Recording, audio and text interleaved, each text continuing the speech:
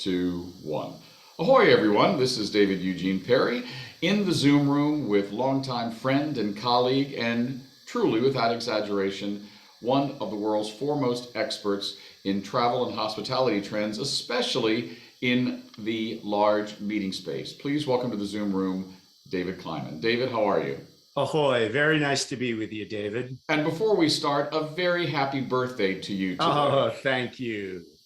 So the last time we spoke officially was during those really frightening first months Dark of pandemic COVID days. when travel just evaporated, meetings Yeah, just evaporated, billions of dollars in revenue lost. That was 2 years ago, almost to the day. almost, yes. Where are we now, 2 years later, vis-a-vis tourism and travel and the large meeting space? Well, there's real optimism. There's real need to be realistic, but I can tell you that World Travel and Tourism Council reported recently that travel and tourism in the United States is expected to return to pre-pandemic levels in 2022. And that's really interesting that out of this 2 year period of real constraint and just falling off the ledge in terms of bookings, that we're coming back. And in fact, Adobe Digital Economy Index reported February 22 that airline bookings for US travel beat pre-pandemic levels by almost 6%, $6.6 billion of domestic airline tickets were purchased in February 22. So that's real recovery. So, talking about recovery is one thing, but also talking about the psychological impact of that and what that means to the recovery. Is this the true definition of pent-up demand, or as someone, I think, worded it in a recent article I read, that this is the summer of revenge travel? Well, I think it's both. I think pent-up demand, that people have been stuck in lockdown of all different levels. There's a lot of money in the bank that people have saved, and there's this real desire to get out. I think there are some changes. I think you're going to see people really focusing on experiential travel. They want those bucket list experiences, whether it's in their backyard or long haul. And there's real desire to get out and experience what has been so sorely missed during the pandemic. So, are there any part? I'm talking now specifically about outbound United States tourism for this next question. Are there any parts of the world, or even more specific, certain countries which are the beneficiary of this bounce? And conversely, are there some countries that are not going to see this great bounce back outside of the United States to their borders and airports? Yeah, it's a good point. I think top of mind is expedition cruising. That this is something, there's new inventory that's been launched during the pandemic. So Antarctica is now more accessible and a little bit less expensive, still very, very high end. But even things like, cruising suffered tremendously during the pandemic. Yes. But expedition cruising, I think, is very much top of mind. And so I mean that by specialty ships that have access, and you're certainly the industry expert on cruising, but things like Galapagos, Alaska, Antarctica, the northern route through the Arctic Sea, a very big, it's about a 30-day cruise to do that. But those type of adventures are really selling out and are very much top of mind for people. Yeah. Areas that are suffering, look, obviously, we are a month into the Ukraine war, and Russia has been correctly isolated. So any travel in Russia is just basically off the charts. Although interestingly, I was looking at some flight routes where there are still carriers out of the Middle East. The Middle East carriers are offering a lifeline to people that are trying to get into or leave Russia. And that's just an interesting anomaly in the travel industry. Yeah, I saw that as well. And of course, this summer, my husband and I were planning, before February 24th, that awful day of the beginning of the war, to visit Poland and Warsaw, and maybe even do for me a trip that is something that has always been top of mind for me. I felt the need to visit Auschwitz. Would you, as a traveler this year, would this be a year you would visit Poland? I think right now, interestingly, the Polish tourism community has risen phenomenally to the aid of the 2 million plus Ukrainian refugees that have flooded into Poland. I think that you would really need to look carefully at what the refugee humanitarian services impact on tourism infrastructure is, because as of the latest I saw was about a week ago, where hotels, venues, arenas, convention centers have been converted into refugee reception areas. And you would really need to look carefully at that. I believe that many hotels in Poland, large and small, are currently housing refugees. Wow. So, I mean, literally just moments ago before we started this interview, I watched President Biden speak from Poland. And as someone who is a student of world history, World War II, World War I, even back to that, having seen many videos and heard many audios of presidential speeches, it struck me that we are living in a historic moment. So this is kind of a philosophical question. How does this psychologically and philosophically impact travels and meetings? Yes, it may change in a day. We saw COVID change your industry within minutes.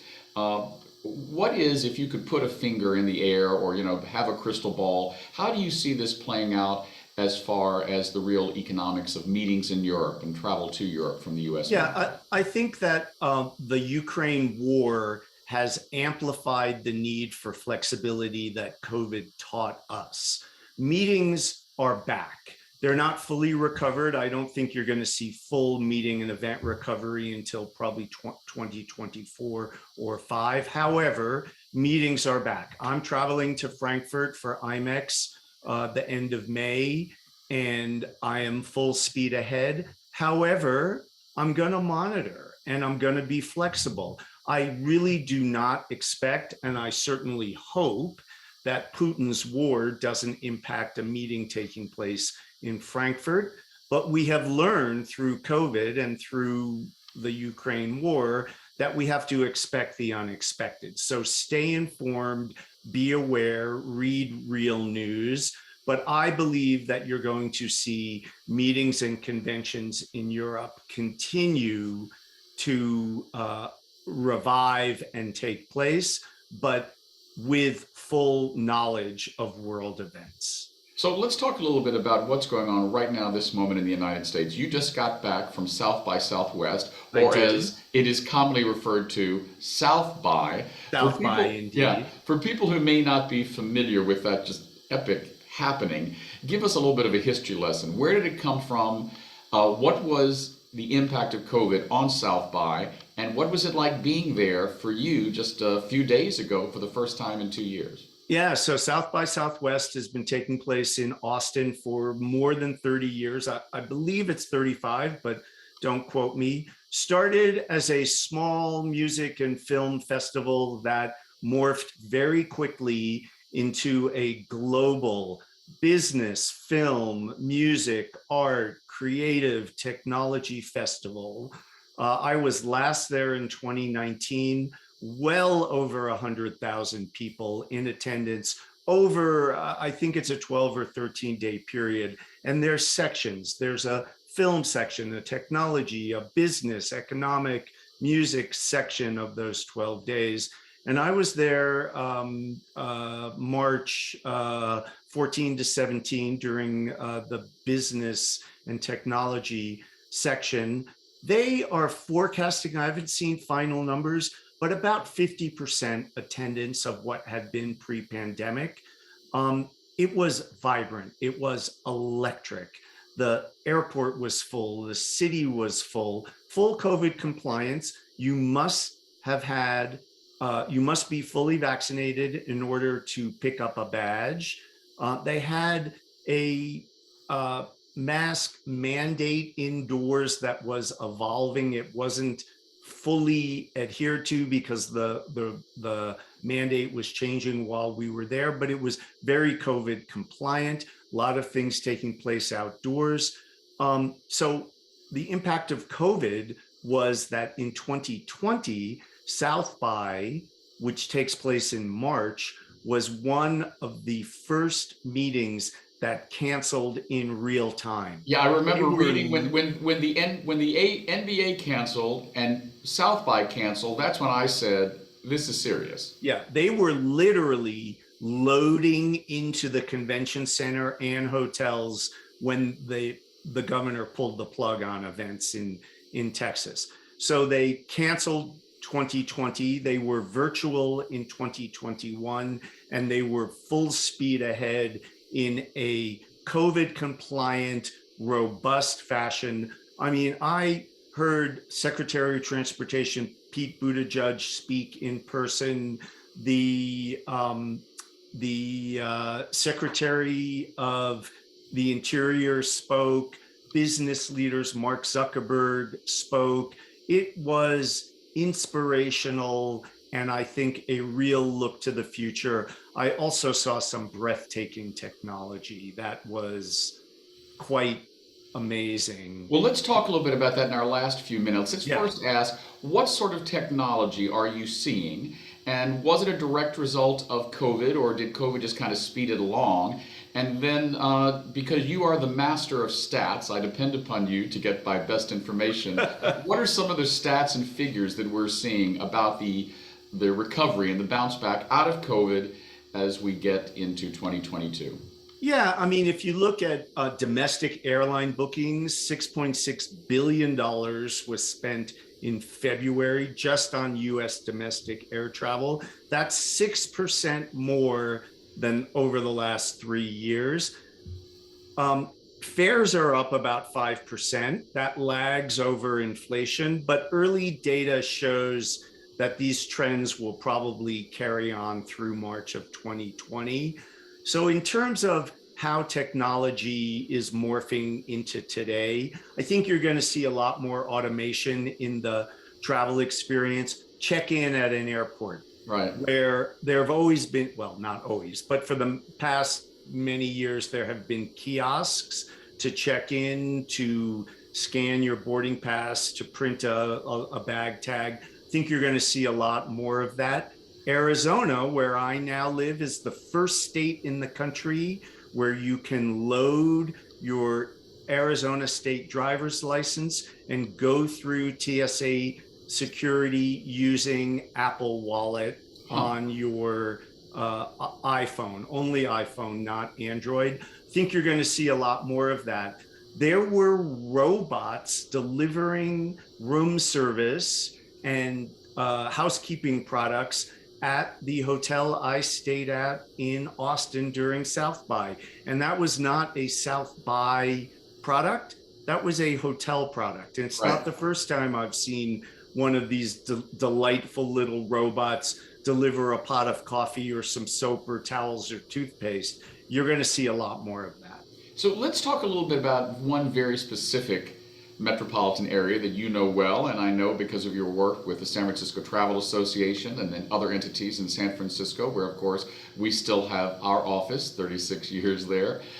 What are you seeing for San Francisco? And I ask specifically because certainly the perception is, and I believe you can confirm if you believe it's real, that San Francisco, of all U.S. major cities, handled COVID, or quote unquote bent the curve better than most. And probably outside of New York City, which of course is much bigger than San A Francisco, different type of metropolis. but has the same sort of concentration and density. Yes. San Francisco and New York are both kind of struggling still to get past COVID. What are you seeing as far as trends, and what are your kind of predictions when we'll get back to a robust tourist economy in San Francisco?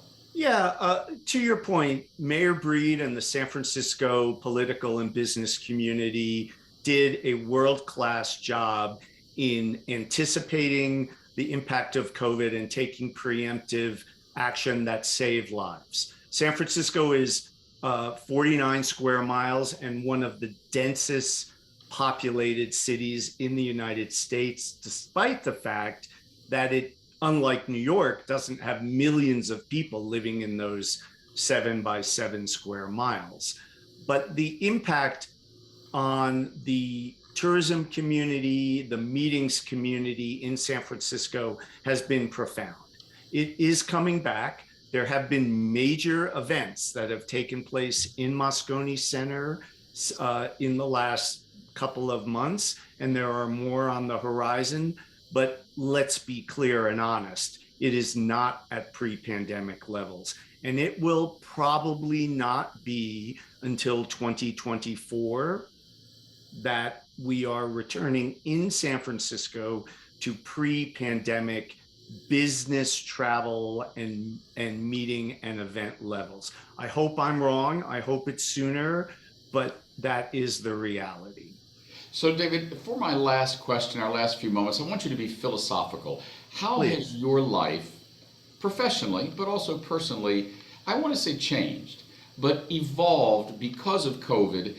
And how do you view 2 years after the onset of COVID, what you do for a living and your travel and your work plans? How's it impacted you? Yeah, I think, to be fair, the negative psychological impacts of the COVID pandemic, the almost million deaths in this country, the tens of millions of people that have been infected, and the impact on personal and professional societal norms, frankly, is overwhelming. And we are all moving through that and at different places in our continuum on that. Honestly, as a person who traveled professionally pre-pandemic almost every week, I used to pride myself on being a professional traveler and being expert at it. I truly feel, I was just chatting with a friend of mine at Netflix online about this. I feel like a travel novice again. And I have to be very careful about the way I pack and the way I travel. And I had an experience at the Tucson airport a month ago where I went through TSA and I got distracted and I dropped my driver's license on the floor and didn't know it. And the person behind me tapped me on the shoulder and handed me my driver's license. I would have never made that mistake before. And that is the psychological distracted impact that we are all in. And I think by understanding it, embracing it, and knowing that we have to be much more self-aware and understand what has happened, and also embrace what we talked about it earlier in this Ahoy conversation, the need to be flexible and to understand what the realities are and not just forge through blithely, but look at all aspects and make intelligent decisions based on the facts and be flexible about our travel plans, about our professional plans. That's the true outcome for me. Well, and as I know, one of your mottos is embrace the possibilities. Yes, indeed. Think of the possibilities. We've been speaking with David Kliman. I'm David Eugene Perry, and we look forward to speaking with you again, David, because I'm sure there will be a lot coming our way this year to learn about travel, tourism, and hospitality as we bounce out of COVID. Thanks so much. My pleasure.